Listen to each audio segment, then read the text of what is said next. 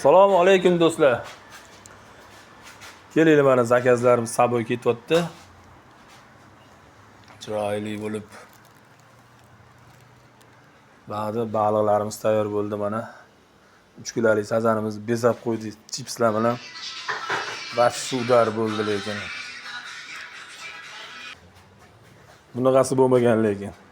Akvaryumda suzib yurgan baliqni mana shuna pishirib beryapti bolalar. Kelinglar, mana kim maza qilsa mana shashillarimiz bor. Donasi 10 ming so'mdan Uzbekskaga bo'lgan.